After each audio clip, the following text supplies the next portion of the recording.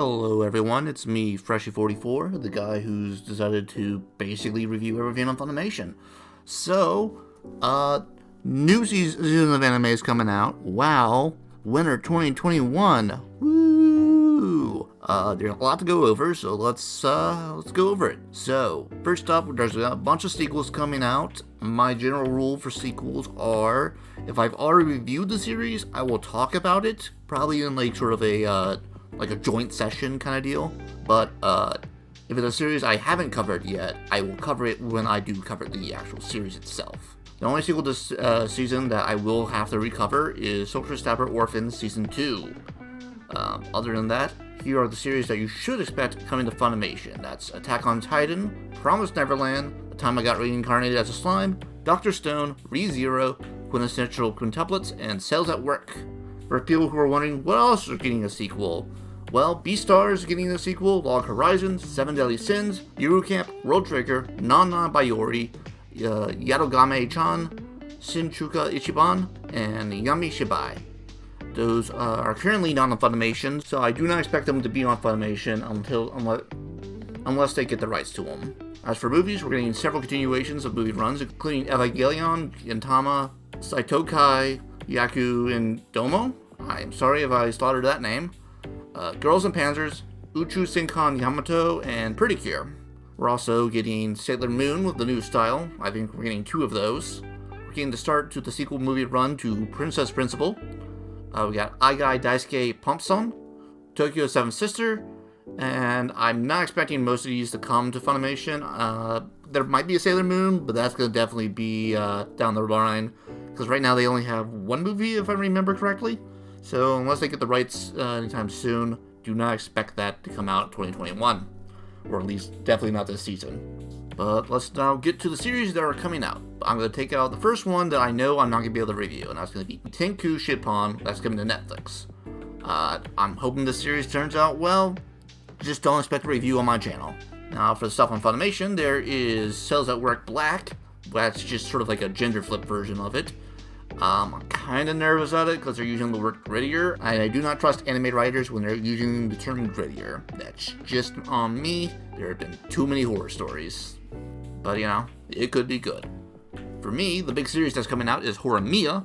I actually read the source for this and I really enjoyed this. It's actually really, really good. The romance actually goes somewhere, and we'll probably get that, and that'll probably be the season 1 break. And maybe they'll do the season 2, do on the side characters, but it's really good, and if Funimation is watching this, do pick it up. It's going to be really good. The only thing that can hold us back is the staff. Some of the staff, including the director, are kind of coin flippy, and they're kind of hit or miss, but they're going to be good music for sure, as the staff there are actually quite experienced. Now for Mushoku Tensei, Jobless Reincarnation. It's just an isekai, and it's about a pervert otaku in a fantasy land, so this is going to be garbage. But hey, this might get a new studio on the map, and you know what? We all have to start somewhere. Just a shame that you had to start here. But an isekai, but the main character is a spider. That might have some legs to stand on. Pun intended. So I'm a spider, so what? Might be a fun distraction. Hopefully Studio Millipedes of Berserk Infamy can show us they have some improvements, so don't go in expecting much, and hey, this might be aggressively average, but a fun time.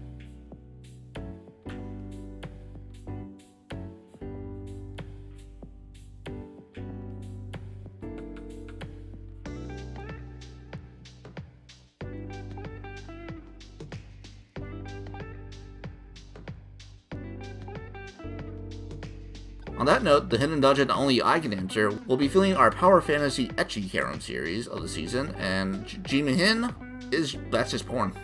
That's just porn, trying to pass it off as not porn. Why does this keep happening? Another thing we're going to get a lot of are idols. We got idols, which doesn't have a synopsis at the time of writings, but the big selling point they're trying to use is that it's using motion capture, so expect possibly good music with controversial animation as people fight over whether 3D animation is ever acceptable. Idly Pride is looking like your standard Friendship Conquers All series. Deck idols seem to be about the same, with some unknown disaster thrown in. Show by Rock All-Stars is following up the Show by Rock My Shu My Reshi, and it's technically a sequel, and I'll cross that bridge when I get there.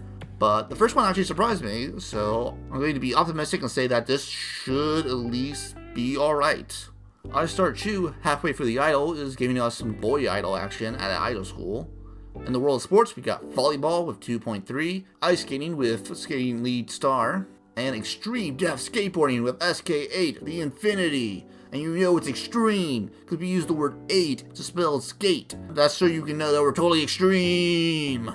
Of the three, if Skate the Infinity goes full on ham, that'll probably be the best of the three, but that's just my take. We also got a few series that were delayed from fall 2020 in the form of X-Arm, and suppose a kid from the last Dungeon Boonies moved to a starter town.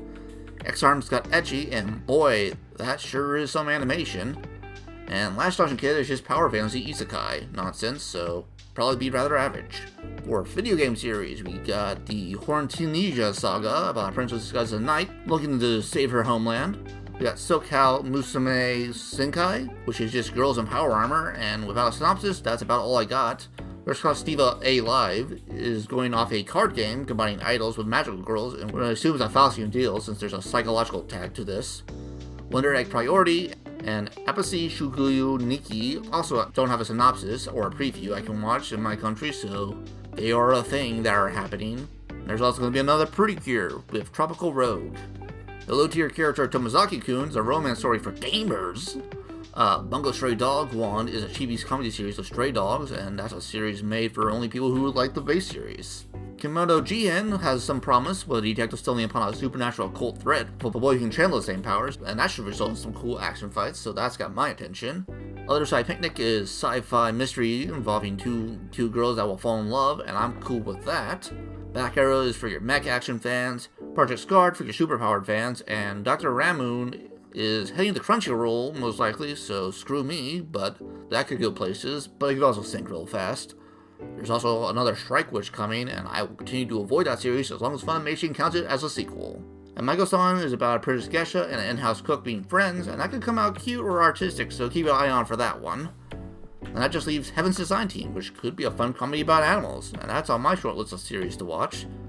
The top 5 series I think Funimation should definitely get are Horimiya, Heaven's Design Team, Other Side Picnic, Kimono Jihen, and one of the sports series. I'm going to say Skate the Infinity, as long as they pull up the ham. I want full ham. I want you to take this to the logical extreme and just make it totally nuts.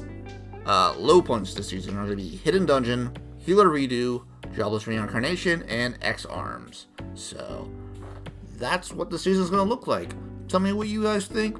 What are you excited for? And yeah, we'll have conversations. Wow, cool.